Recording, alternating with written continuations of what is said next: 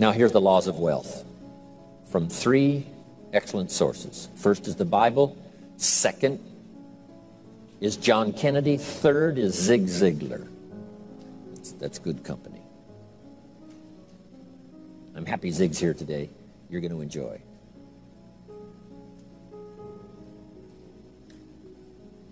The wealth formula. Okay? First, I've already quoted from the Bible. He that wishes to be the greatest, find a way to serve the many. So that's the first key to the wealth formula. Service to many, finding a way. Now, some may have a wish to serve many, but you need a way. So you keep searching till you find a way, because if you search, you will find a way to serve more and more so that your life will be greater and greater. The second, John Kennedy's inaugural speech. Here's what he said. Don't ask. Don't we wish that was the current political philosophy? Where is John Kennedy? John Kennedy said, don't ask what the country can do for you. No matter how poor you are. Don't ask. That's not how you get trophies to put on the mantle above the fireplace. That's not how you become wealthy and rich. That's not how you have abundance. Don't ask what the people can do for you. But, he said, ask, what could I do for my country? What could I do for my neighbor? What could I do for the people in my community? How could I serve more than myself? Ask what you could do for your country. And some people have found out a way to serve the whole country. Some find a way to serve a limited piece of the country. Some find a way to serve a few right around their neighborhood. Some find a way to serve working on a job, rendering a service. But that's the key. Don't ask what they can do for you. Ask, what could I do for them? Why? Asking, what could I do, and beginning the process starts wealth moving in your direction. Key phrase, whatever you move toward tends to move towards you.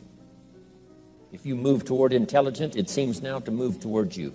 God says, you move toward me, and I will move toward you. You take human steps, I take God's steps, I get there very quickly.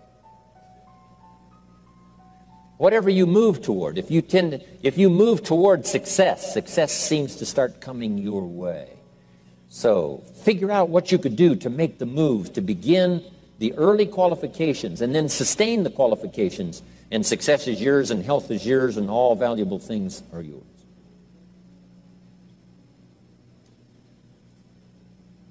Now, the third, of course, is Zig Ziglar, and I'm going to borrow. Hopefully, he wasn't going to use it today, so I get to borrow it.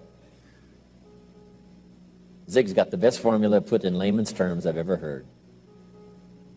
If you help enough people get what they want, you can have everything you want. Help enough people get what they want, you can have everything you want. When I first heard that, I underlined the word everything. And guess what I did? I went for it. If you help enough people get what they want, you can have everything you want. Here's another way to put it. If you help enough people get what they need, you can have everything you need. So you don't supply your need by concentrating on your need. You supply your need by concentrating on the answer, by the deserving, helping enough people.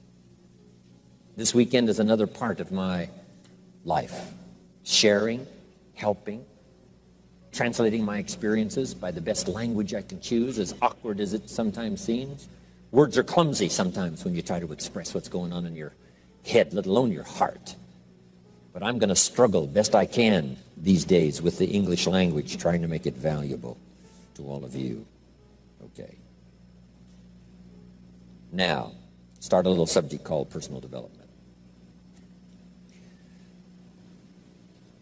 As you know my story, I met someone when I was 25 years old. His name was Earl Schoaf, who dropped into my life at an extraordinary time. So key phrase, timing has a lot to do with it, and who knows, part of the mystery of time, the timing. Part of the timing one I just had that experience that I've shared in other seminars when the Girl Scout knocked on my door. And I walked to the door, and she gave me the big pitch on the Girl Scout cookies, best organization in the world for girls. Got several flavors, time to buy the cookies, only $2. And with a big smile, she very politely asked me to buy. No problem, I wanted to buy. Big problem, I didn't have $2 in my pocket. And I didn't want to tell her that. So I did what I thought was next best. I lied to her. And I said, hey, look, I've already bought plenty of Girl Scout cookies. We've still got plenty in the house we haven't eaten yet. She said, oh, that's wonderful. Thank you very much. And she leaves. When she leaves, I say to myself, I don't want to live like this anymore. I mean, how low can you get lying to a Girl Scout? I mean,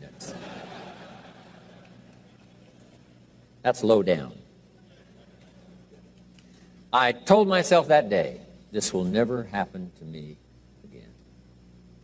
One of those experiences. It's called like life-changing. I said, I'm going to search till I find better opportunities so my pocket won't be empty and the bank account won't be empty and I won't be so far behind on my promises to my family. And it was shortly after that I meet Earl Schoaf, who taught me how to be wealthy, who taught me how to change my life. So who knows what the connection is, right? Someone says when the student is ready, the teacher will appear. You know, I don't know all the mystery of that. But anyway, it seems like some of those things uniquely happen.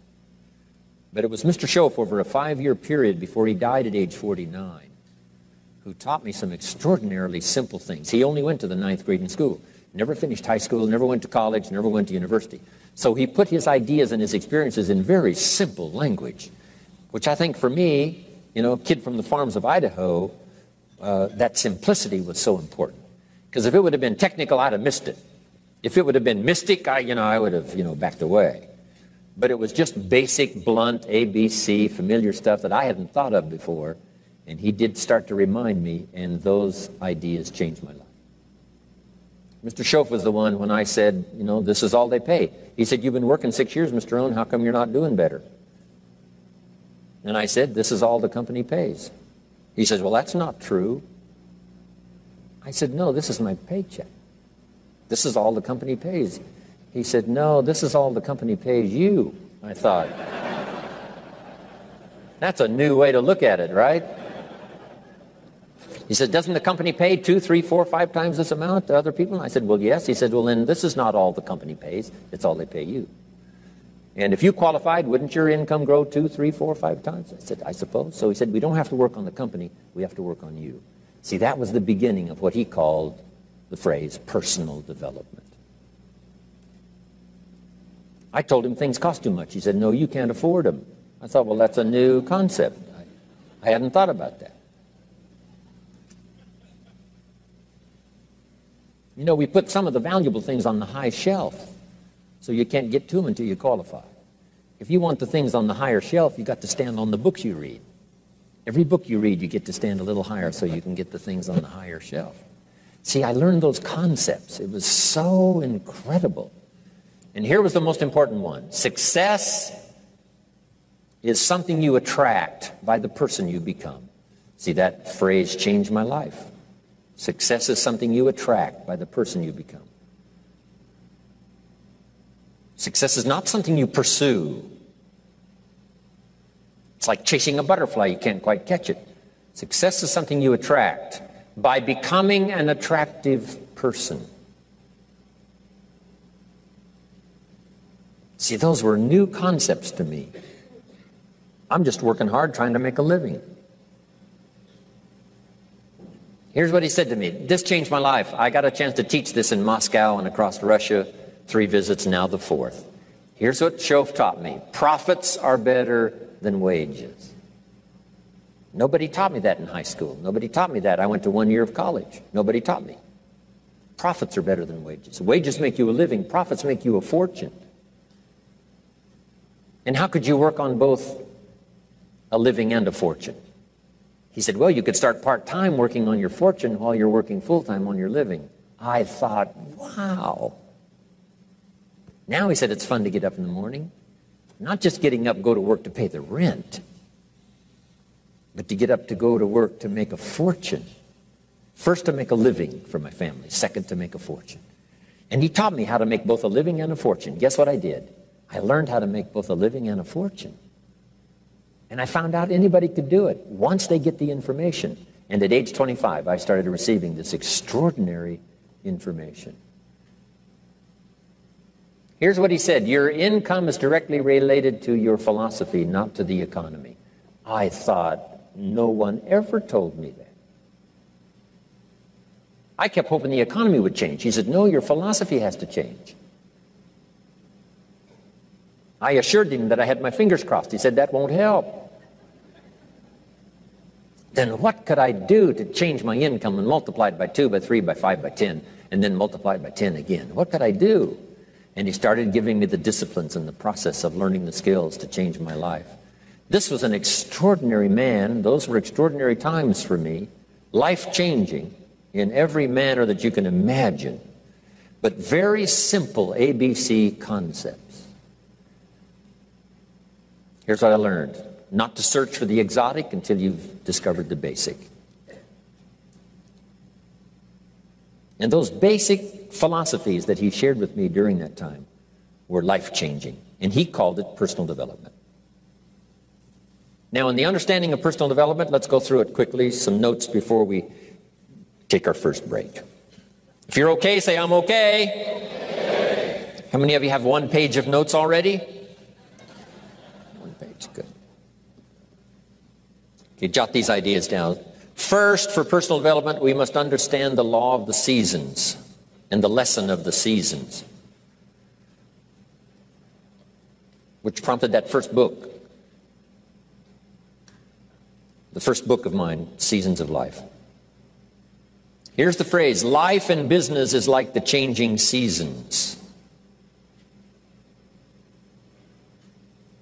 Frank Sinatra used to sing, life is like the seasons.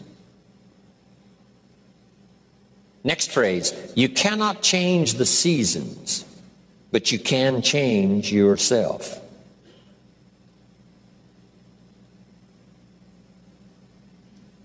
The seasons are set.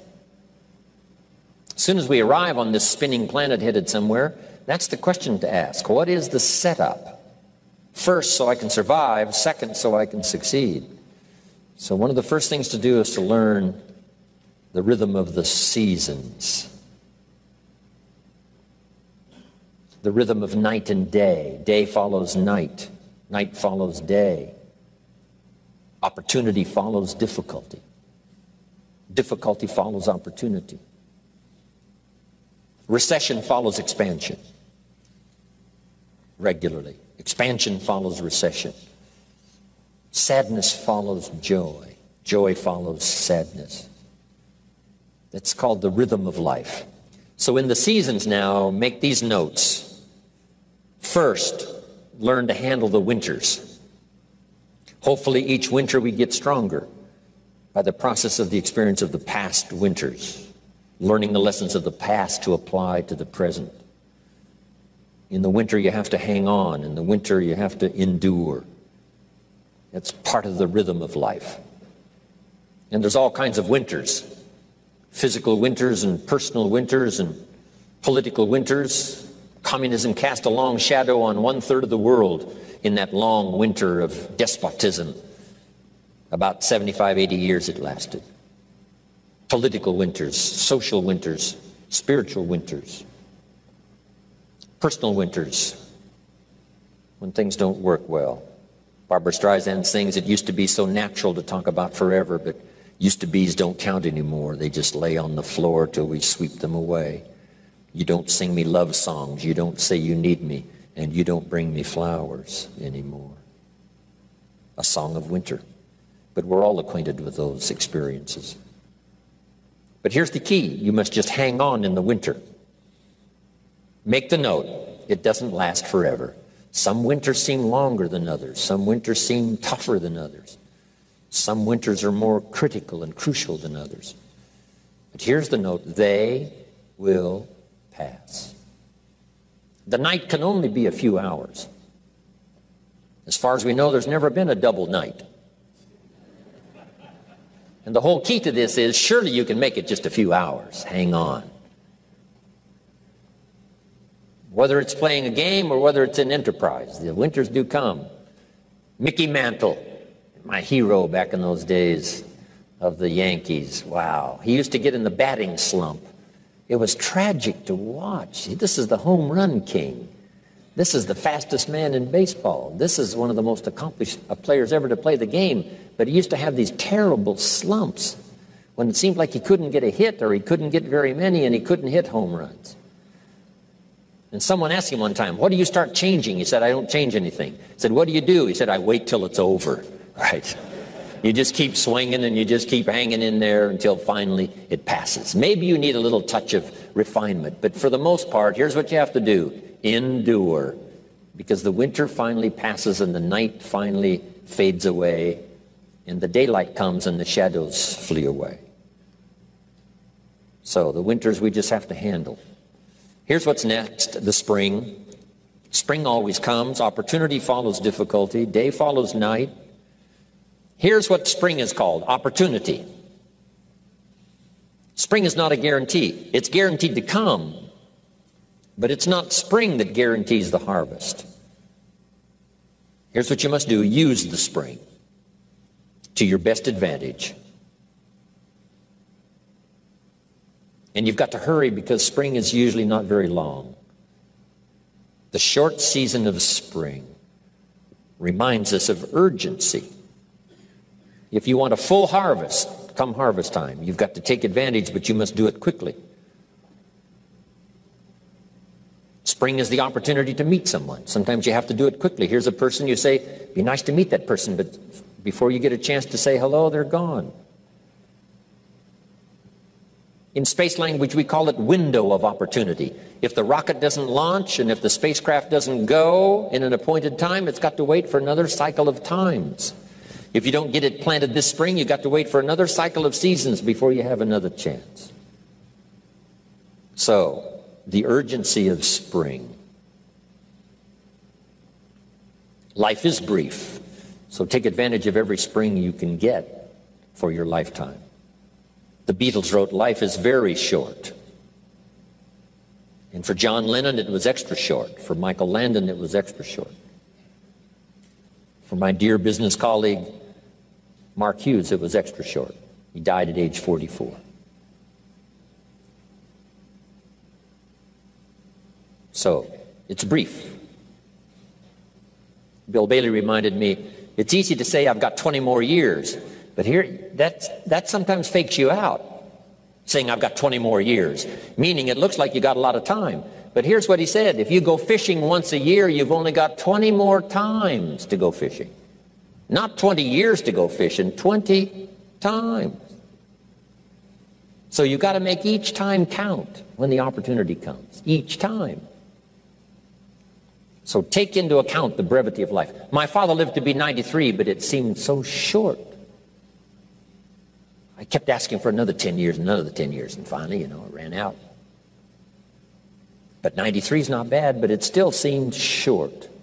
So it is short. So pick up the urgency of spring now. Knock on every door to find the opportunity. Search and search till you find answers for your future.